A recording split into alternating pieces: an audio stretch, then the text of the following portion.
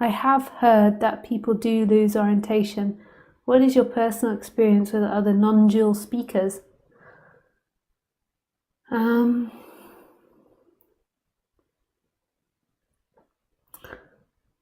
be honest with you, my personal experience with other non-dual speakers is that really, truthfully, this message is the only true message, and other non-dual speakers tend to dilute it through personal ideas.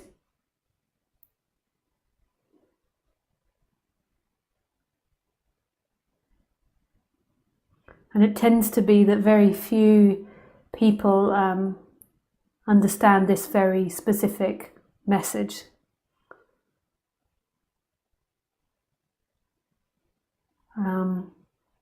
Or it tends to be very few people of speaking this particular message. Most are speaking a more diluted message.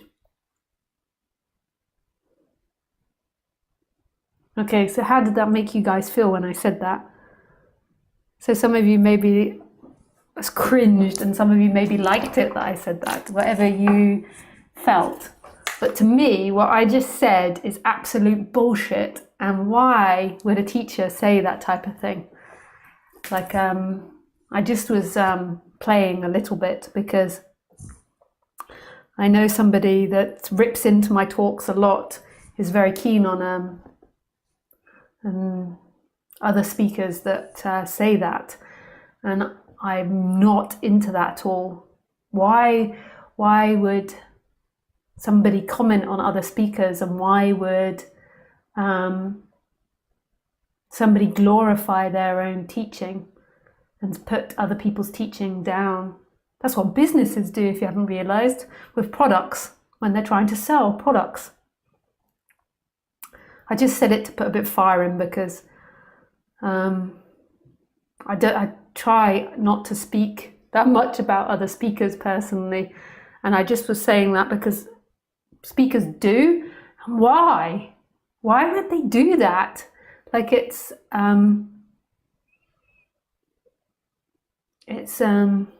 not relevant. What's relevant is what your heart resonates with, and that's what they should be teaching you. They should be teaching you to become self-sufficient, to respond and see what your heart is responding to, what you feel. And if you feel you like something, then like it as much as you want to like it. And then if you don't, reject it as much as you want to reject it. And question everything. Don't take any other person's word as truth. This is how you get into cultism. Like, question me. Like, this is question others. This is what should happen, is to say a dictatorship is when people do not question that person. And this is when, as we know from history, when negative things happen. Good things happen when the group, democracy isn't correct in the way that we're doing it, but there's good things about it, because when people are given the right to question and the right to challenge things, this means that overall you'll have a better product, because nobody's words, nobody's ideas belongs to anyone. I know we have copyright and we have by this person or by that one, but really it's a collective thing. In order to have the thoughts that I have now, it's because of all the other books that I've read. It's also happening spontaneously, but we happen through patterns. So I can't just suddenly start speaking Japanese. It's something that seemingly has happened in time. And so everything I speak now comes from all other humans, and that's what's really beautiful. And you guys questioning me is super important to help me expand and me grow in time, and to keep my character humble. And this is what should happen. And any teacher which negates other people's perspective or other teachers and tries to talk you out or tries to navigate you away from them is missing the major part of being a good teacher. A good teacher will encourage you to think and feel and experience for yourself and give you confidence to do that on the human level. And that's what a good society will do. We know this.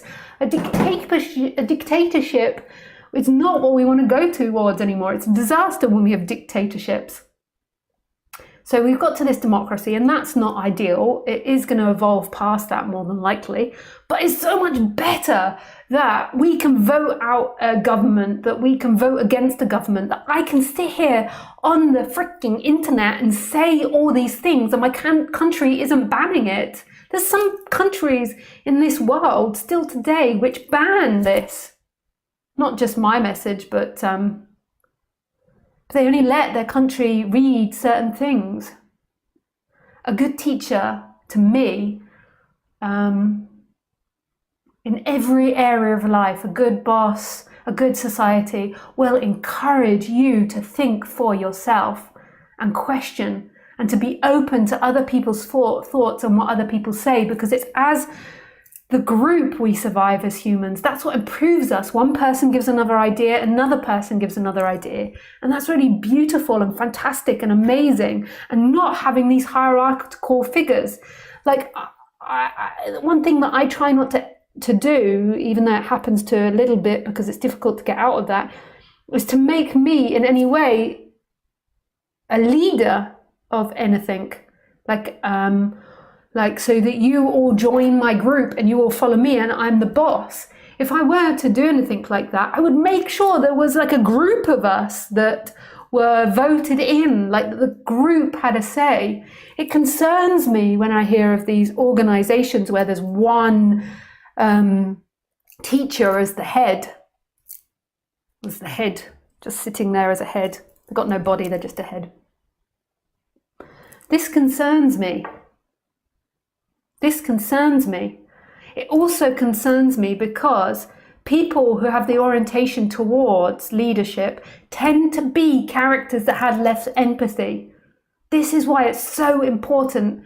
It's a group thing. And you include people that have empathy to make sure that those people that have less empathy, which can be great leaders and can be great visionaries, don't only lead the group. Because let me tell you what they do. They will, by accidentally or on purposely, take advantage of the weak. They can't help it, those characters. And they're the ones that end up in leadership roles. And then we wonder why our society gets messed up. The best thing we can do as a society is support people asking questions, thinking for themselves, and this group mentality that we're checked by other humans. Amen. I don't really know what I said because I was speaking so quickly, but it was something about something. So that's my opinion on that.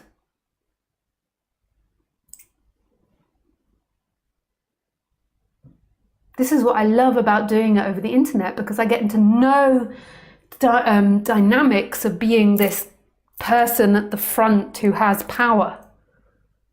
I don't want to get involved in that. Even me doing retreats and public talks, it's not my personality.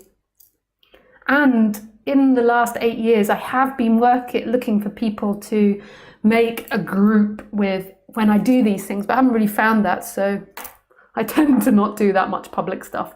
I'm okay to sit up front and do a talk for a bit, but I do not in any way want to be the leader of a group. Or to be one with lots of power. I'm not saying that I shouldn't sit here and talk, because I think when I talk, I give lots of ideas for you guys to expand on. So I'm not saying that I haven't got knowledge that's worthy of being shared and other people hearing, but I don't like this one person having lots of power.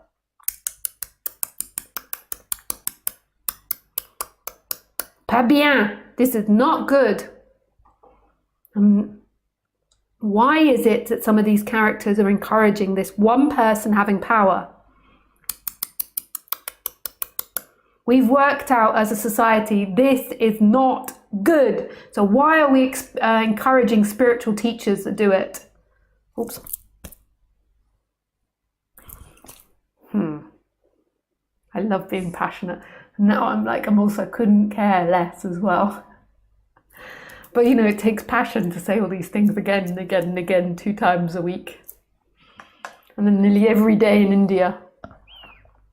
sometimes twice a day.